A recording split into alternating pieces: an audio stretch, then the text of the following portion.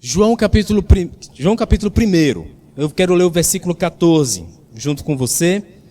E o Verbo se fez carne e habitou entre nós, cheio de graça e de verdade, e vimos a sua glória, glória como do unigênito do Pai. Amém.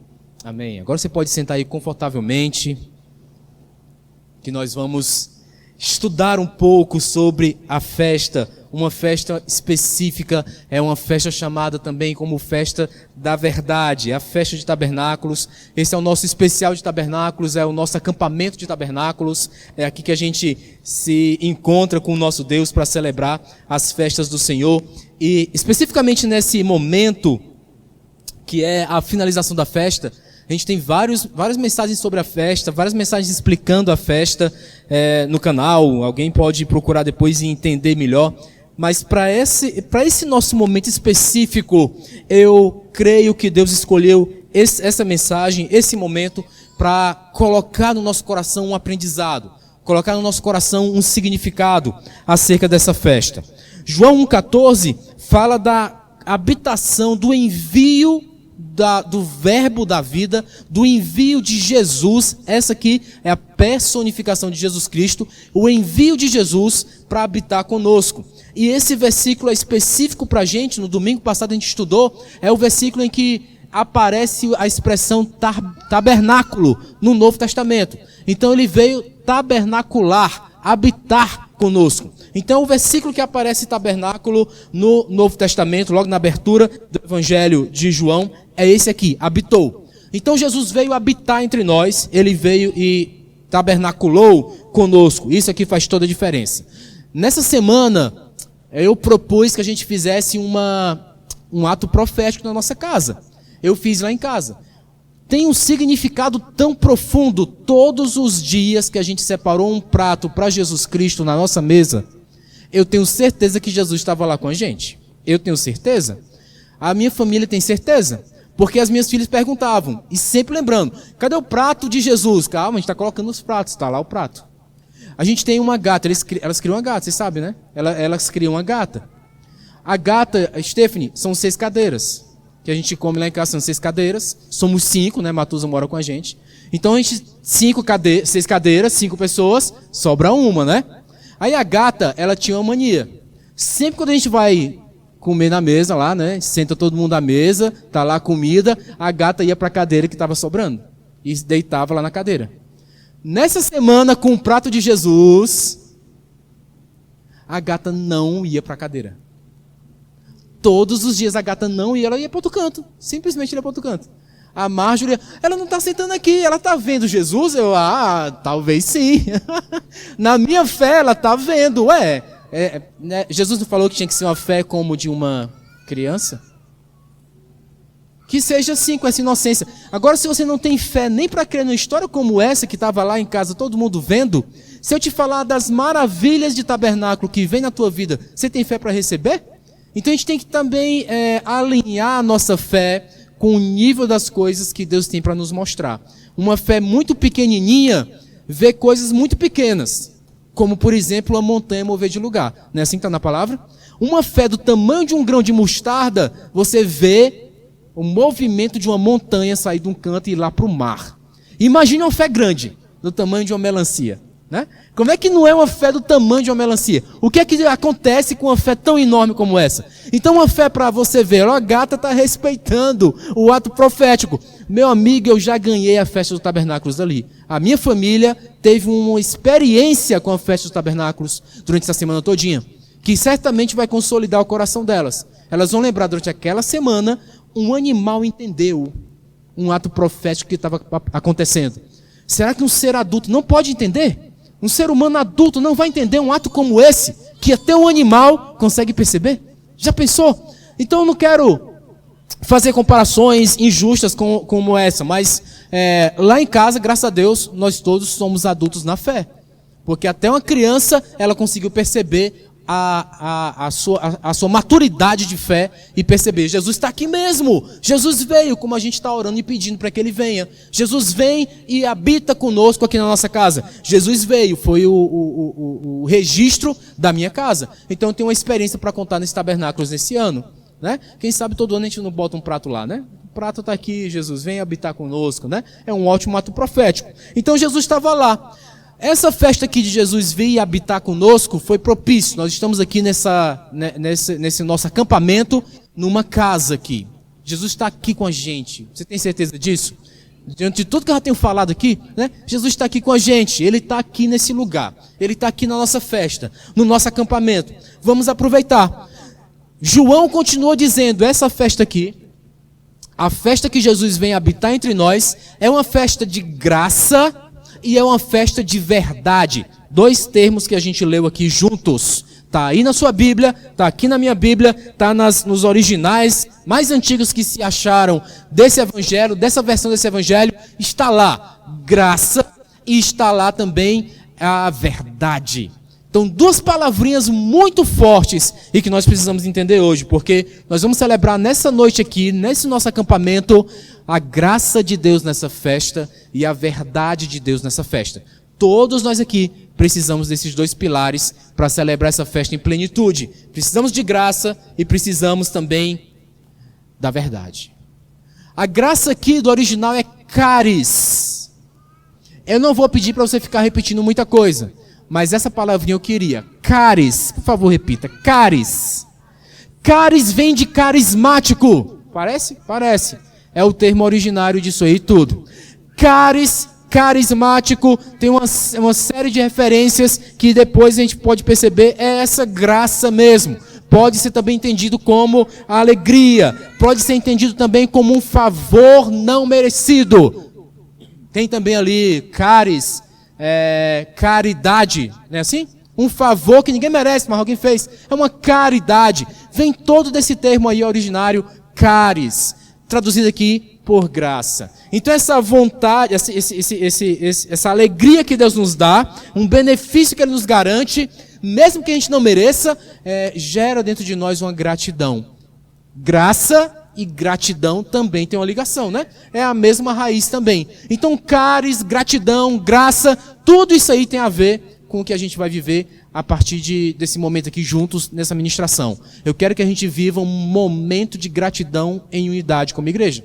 Aqui nesse nosso relacionamento, nesse nosso momento de acampamento, a gratidão por tudo que Deus tem feito na nossa vida nesse tempo de festa. A gente começou um ciclo de festa nesse ano, propondo isso. Vamos fazer em formato de acampamento? E todas as festas desse ano a gente fez fora da igreja, não foi assim? Todas. Todas gerou em nós relacionamento. A gente gostava de estar junto. Acho que gosta, né? A gente gosta de estar junto, gosta de compartilhar, gosta de fazer amizades, gosta de ser companheiro, porque aquele que compartilha o pão comigo é o quê? Companes, é o companheiro, aquele que divide alimento comigo. Então a gente se reunia para comer junto, a gente se reunia para compartilhar alimento junto, a gente se reunia para ser companheiro. Nesse tempo de festa, desse ano, tudo que a gente fez em acampamento foi para nos tornarmos cada vez mais companheiros uns dos outros. Vocês podem contar com a gente, eu posso contar com vocês. Esse é uma graça que Deus nos deu durante esse tempo de festa. Hoje não vai ser diferente. Hoje é um tempo que a gente pode inaugurar aqui um nível de confiança mútuo. Eu confio em vocês, vocês confiam em mim, porque nós temos uma graça distribuída nessa festa aqui. Essa festa aqui nós celebramos a graça entre nós. Nessa festa aqui nós celebramos com gratidão no coração, nós celebramos esse relacionamento que Deus nos deu. Mas esse nem é o termo principal que eu quero hoje trazer para a nossa mesa. Esse aqui nem é o termo principal que eu quero trazer para a nossa palestra, para o nosso entendimento. O termo principal que eu quero trazer é a aletheia. A aletheia é verdade como está no original aí. Eu disse para você que não ia fazer você repetir muita coisa, né? Já repetiu o caris. E agora é a última repetição da noite. Aletheia. Aletheia. Caris, aletheia, dois significados, dois pilares para essa festa. Essa graça que com gratidão nós agradecemos o relacionamento de confiança que temos uns com os outros, porque se a gente confia uns nos outros, nós somos igreja, nós confiamos na pessoa da igreja, nós confiamos na cabeça da igreja, e a cabeça de Deus você sabe quem é. Da cabeça da igreja você sabe quem é. Quem é a cabeça da igreja? Cristo é a cabeça da igreja. Então nós confiamos nele. Essa graça é para isso. Mas nós só confiamos em quem fala a verdade para a gente. É ou não é? Se alguém é mentiroso, você confia? Então ninguém confia em mentiroso. O que nós confiamos? Nós confiamos em aletheia. Nós confiamos na verdade. E essa definição aqui é uma definição que mais tem escapado nos dias de hoje, em termos de entendimento. Porque verdade hoje pode ser relativizada de muitas formas. Existe a expressão como essa: eu estou muito afim de dizer na sua cara umas verdades. Ou então aquele despiste, né? Olha só, essa aí é a sua verdade. A minha verdade é diferente. Então tem gente que se apossa de uma verdade particular. É minha. Né? Enquanto ele aponta que se isso aí é um fato ou não, se isso é verdade ou não, é seu. Eu não compartilho disso. Mas a aletheia deixa tudo isso por terra. Porque a aletheia é um conceito de verdade antes até de existir o termo verdade em português. Aletheia é um termo até, digamos assim, filosófico. Antes mesmo de existir os conceitos mais tradicionais de metodologia científica. Então, se eu posso dizer uma besteira aqui, para muita gente. Muita gente vai dizer, olha, na ciência não tem aletheia. Não pode dizer isso, Mas é verdade, porque a aletheia não é um conceito científico. A aletheia é um conceito filosófico. Então está lá na filosofia. Desde o começo, Sócrates já falava, isso aqui é aletheia. Então o que é aletheia? É algo que é absoluto. Aletheia é algo absoluto. Então aletheia é algo que é absoluto. Se é absoluto, não pode ser minha ou sua. Ela é porque ela é.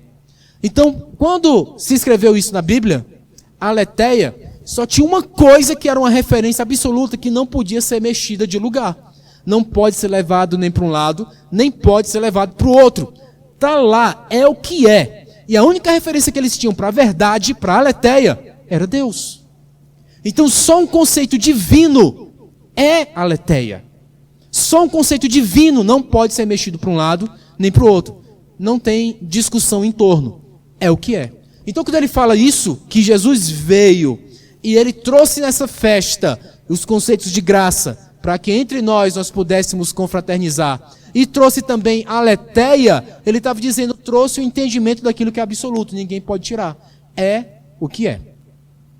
Quando a gente parte desse pressuposto, que verdade tem de ser algo absoluto, tem que cumprir um propósito, tem que cumprir um valor, tem que ter um significado. Então a aletheia ela é absoluta, mas ela tem que ter um significado. Qual é o significado? O significado que Deus preencheu no nosso coração. O significado que Deus trouxe para nós. O significado que Deus semeou em nós. Qual é a verdade?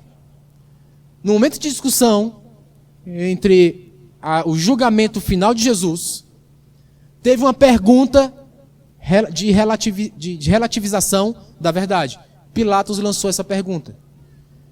O que é a verdade? Porque no meio de narrativas de julgamento, estavam ali tentando condenar Jesus Cristo. Isso era época de Páscoa. Ele fez isso, não, ele fez aquilo. O registro bíblico diz que testemunhas falsas foram trazidas e apresentadas diante do julgamento para dizer que Jesus era culpado de um fato. E eles diziam alegadamente, ele fez isso desse jeito. E aí Pilatos ficou confuso. E no final da discussão ele olhou para Jesus e disse, o que é a verdade? Pilatos, quando lançou esse questionamento, ele lançou um questionamento de relativismo. E desde que a gente estuda filosofia com um pouco mais de profundidade, você vai ver que é um dos combates mais acirrados da filosofia. É destruir o que é relativismo em torno do que é fato. Fato é fato. Eu assisti um seriado, um tempo atrás, um seriado criminal, onde toda parte do seriado criminal, todo episódio do seriado, era um julgamento. Então tinha um julgamento no episódio. Cada episódio um julgamento de algum crime que aconteceu, etc. Então passava ali o episódio todo, você ia assistindo partes do episódio, a parte dos acontecidos, o advogado estava lá junto do momento de julgamento, tinha o juiz, tinha a acusação, e eles iam ali debatendo de acordo com os fatos, e o episódio ia mostrando o que estava acontecendo, e ali pertinho do final do episódio, o juiz emitia uma sentença. Então o juiz emitia uma sentença condenado. Teve um episódio que o cara foi condenado. E aí o cara se desesperava, não. Condenado. Condenado, foi levado, sempre passava ele entrando no presídio. O cara foi condenado, foi levado para o presídio. E aí, antes de subir as letrinhas de final do episódio, aí voltava algumas cenas, e aí era revelado para você o que realmente aconteceu. E aí, nesse episódio, o cara foi condenado, entrou no presídio, foi lá, ficou aprisionado. Nesse episódio, começou a aparecer as cenas e ele não tinha cometido o crime. Baseado nas evidências, guarde essa palavra, evidências. Baseado nas evidências que estavam à mostra, o juiz agiu com justiça. E eu estava junto com o juiz. Eu disse, rapaz, esse juiz é bom. Porque olha só, não tem jeito. Todas essas coisas apontam para esse criminoso ter cometido realmente. Aí quando mostra uma cena que ninguém viu, aí está lá, o cara era inocente. Uma coisa que não estava evidente, mas que era verdade. Na verdade, ele era inocente. O que é a verdade? E o que é evidência? Eu estou seguindo um cara que ele é muito dinâmico na parte de instrução. Ele é professor e ele treina pessoas para maratonas, para ultramaratonas, na verdade. São pessoas que fazem corridas de 24 horas, cara. 24 horas correndo. É o SI, né? 24 horas correndo. E eu estou seguindo ele, e ele dá algumas dicas para você, não somente para você correr 24 horas seguidas, né? Mas você também andar. Ele diz, desde andar até correr ultramaratona, eu quero que as pessoas tenham consciência do que podem fazer. E eu seguindo ele, ele diz, olha, tem coisas que se levantam que são duvidosas. Tem pesquisa que diz, se você tomar cafeína, vai fazer mal para o seu coração. Então você tem que tomar cafeína para você ficar alerta. Ele diz, você vai acreditar em quem? Ele diz, depende da evidência. Ele depende da evidência. Então, hoje tem um energético que é muito famoso por aí. É a base de quê? Então hoje se cristalizou que se você tomar cafeína, você fica alerta. Mas até um tempo atrás, você pode morrer de tomar cafeína. Aí essa semana eu fiz uma piada na internet, eu publiquei lá, saiu uma notícia, que um cara tinha morrido de tomar café. Aí quando você abre a notícia, porque a notícia chama atenção, né? Homem morre de tomar café. Quem não vai bater lá no clique e dizer, quero ver que história é essa? Ele tinha tomado, Stephanie, 200 xícaras de café. Pelo menos a gente sabe já um número. Se tomar 199, então não morre, né? A partir de 200, então 199 está liberado. Então você tem que ter uma coerência em algumas coisas. E saber que evidência não é igual à verdade. E se você souber disso, muita coisa na sua vida é ajustada. Evidência não é igual à verdade. Evidência de que o café pode fazer isso. Bem, pode, mas é verdade. Nós não estamos vendo todo o espectro do negócio. Então a gente não sabe se tudo é verdade. E qual é a verdade? A verdade é a aletheia, gente. Qual é a verdade? A verdade é isso aqui que eu estou falando para você. A verdade é a palavra.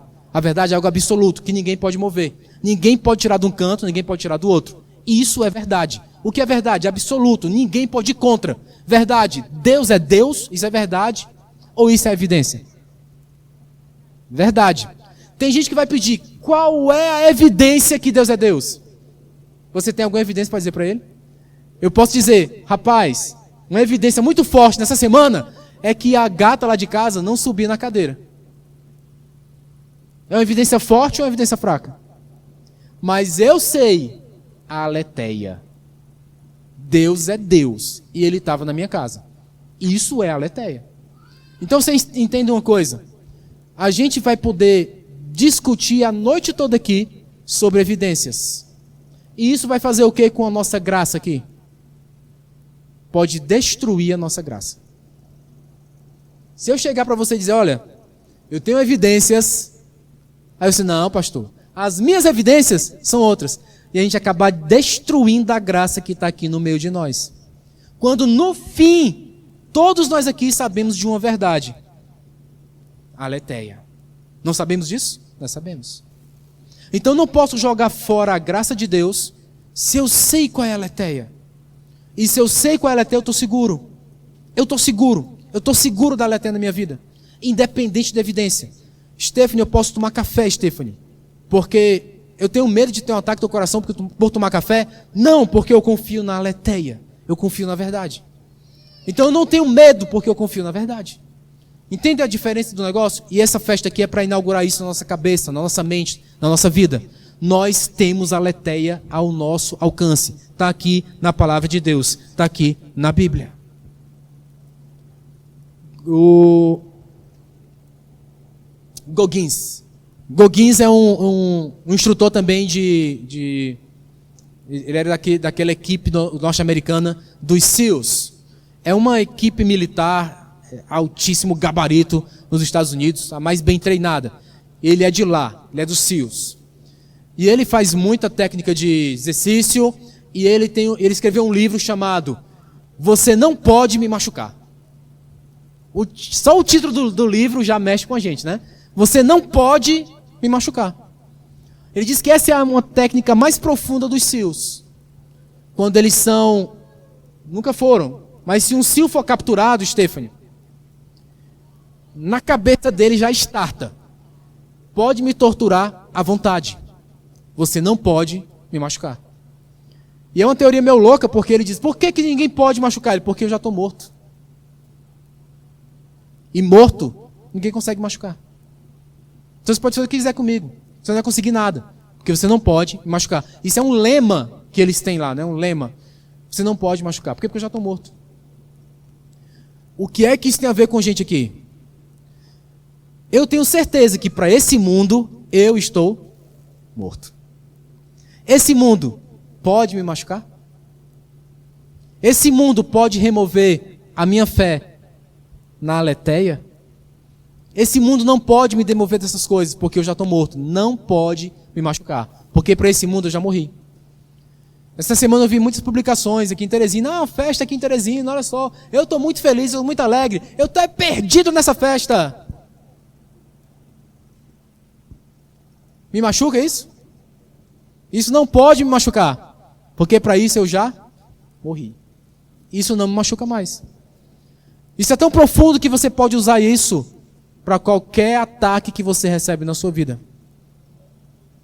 Isso aqui é um dos ataques mais sem valor, né, sem futuro. Um amigo te chamar para festa, isso não é mais para a gente não, tá? A gente já está no outro nível, tá? Isso é confronto interno. É confronto psicológico, né, psicólogo? É confronto na sua mente. Sabe aquele dia que você acorda com a mente, meu Deus, me ajuda, porque não estou aguentando, não. É onde você olha para a sua mente, né, olha para o espelho, olha para a sua mente e diz, você não pode me machucar. Porque eu confio nessa aletheia, nessa verdade. Isso aqui não me tira mais do centro. Não pode me machucar. Você não me pega mais, não me apreende mais. Interessante, eu vou ver se eu consigo esse livro desse cara. Ele ensina várias técnicas de resiliência, para que você não seja abatido em qualquer confronto que apareça na sua vida. Você não pode me machucar. Absoluto, a aletheia é absoluto. Ninguém pode tirar isso, ninguém pode demover. Não se move para um lado, nem para o outro. É imutável. Um texto base para isso, Hebreus 13. Hebreus 13, a partir do versículo 7. Lembrai-vos dos vossos líderes, os quais vos pregaram a palavra de Deus, e considerando atentamente o fim da sua vida, imitai a fé que tiveram.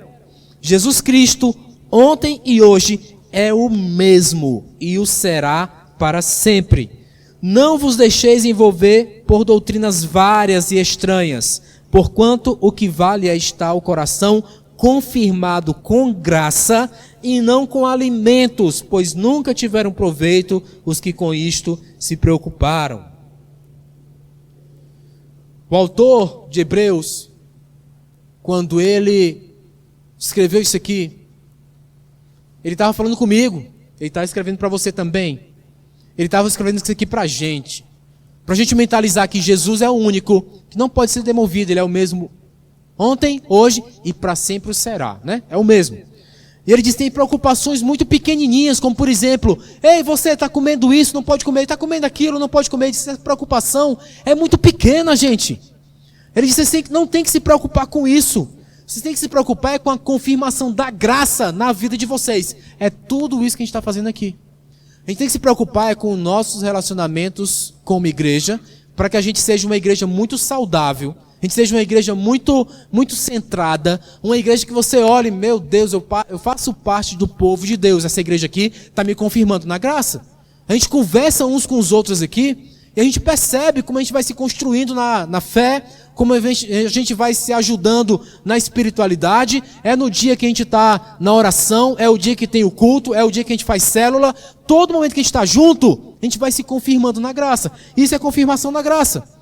Se preocupem com isso, e não se você está comendo de um jeito ou está comendo de outro, ou se você está se vestindo de um jeito ou está se vestindo de outro. É nesse teor que o apóstolo que escreveu Hebreus diz: não se preocupem com essas coisas, são muito pequenas, elas não podem te machucar.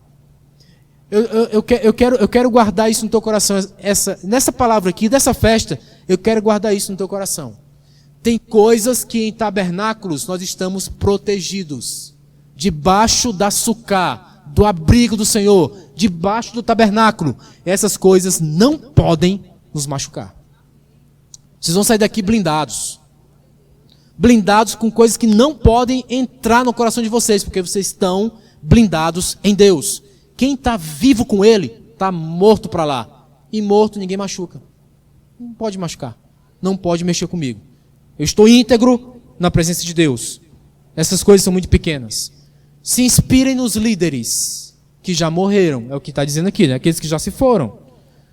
Eles estavam impecáveis na palavra de Deus. Nessa hora da mensagem é que eu faço uma reprimenda a você.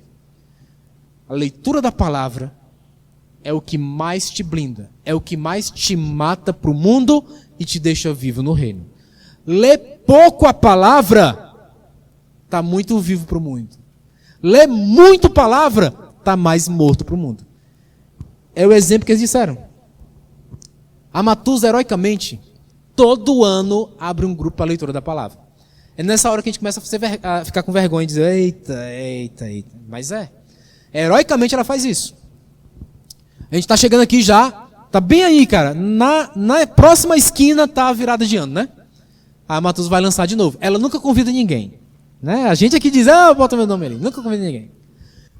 É a chance da gente dizer para o mundo, não pode me machucar, porque a palavra me deixa íntegro.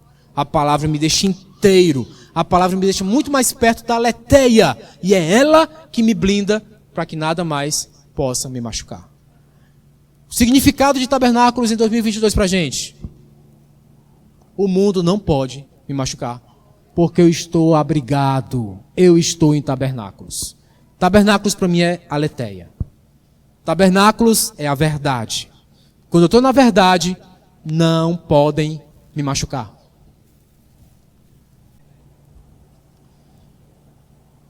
Que essa palavra fique aí no teu coração.